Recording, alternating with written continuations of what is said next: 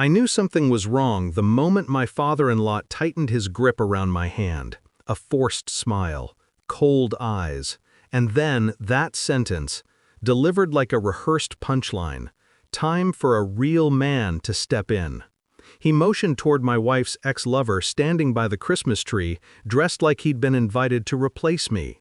The entire family applauded. I didn't. I just stared at my wife. She didn't defend me, she didn't deny anything, she only lowered her eyes, guilty and exhausted from the lies she'd been carrying. That was the moment the room tilted, and the moment my revenge truly began. I wasn't always this cold. I married her when I was still naive enough to believe love could outgrow doubt. We built a home together, quiet dinners, long drives, shared dreams spoken softly in the dark. I took care of her father too, hospital visits, bills, repairs he never thanked me for. He once said I was the son he never had. Funny. Turns out he meant that literally. He already had a replacement waiting, a younger version of himself, her ex, Cheyenne, the one she never fully let go of. I should have noticed sooner. The quiet phone calls, locked screens, the sudden perfume on evenings she claimed were work nights. But love makes you blind. Betrayal makes you see. I learned the truth because of one mistake. She left her laptop open, messages still glowing on the screen.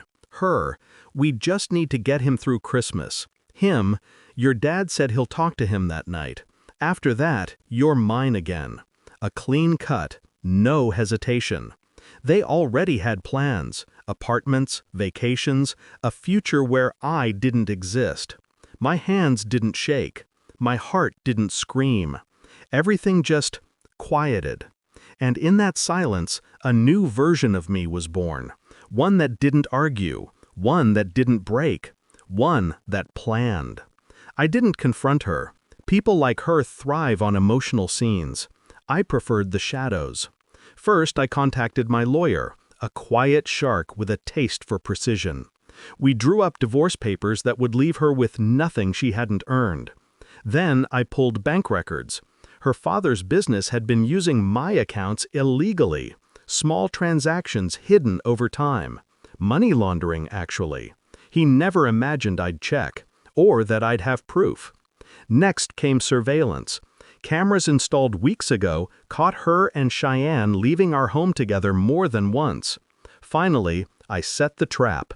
A neatly organized folder tucked into a USB drive containing bank statements, messages, videos, and legal notices.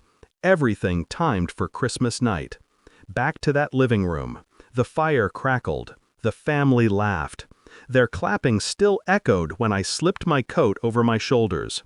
My father-in-law smirked. My wife reached for my arm, not out of love, out of fear that her perfect moment was slipping. I didn't look at her. I reached into my pocket, pulled out the USB, and placed it gently on the dining table. Everything you need to ruin yourselves is in there. Confusion spread across their faces. I walked toward the door, calm, controlled, done pretending. That's when her father called after me. "Stop being dramatic. Sit down." I turned, and I gave him the 3 words that ended him. "Check your accounts." His complexion drained instantly. He rushed to his phone. His fingers trembled. Within seconds, everything he feared stared back at him. Frozen accounts, investigation notices, pending charges. His knees buckled. He clutched the table. My wife grabbed the USB and plugged it into her laptop. Her face collapsed as she saw the surveillance footage, the messages, the legal documents. Her ex-lover stepped back like the whole room had become toxic. The applause from earlier felt like a different lifetime. He tried speaking. No words came out, only air and shock. Her mother started crying. Cheyenne muttered something about not being involved and slipped out like the coward he was. My wife whispered my name, not with love, but pure, suffocating fear. I told her, "You planned to replace me, so I replaced all of you." Then I walked out, No yelling, no revenge fantasy gore, just consequences, delivered in silence. They tried calling me for weeks. Apologies, begging, desperation. I answered none of them. The divorce finalized quietly. Her father's charges went public. Her ex disappeared. She lost everything she thought she'd gained. As for me, I didn't start over. I simply started clean. People think revenge requires rage. It doesn't. Just clarity. And I've never been clearer in my life.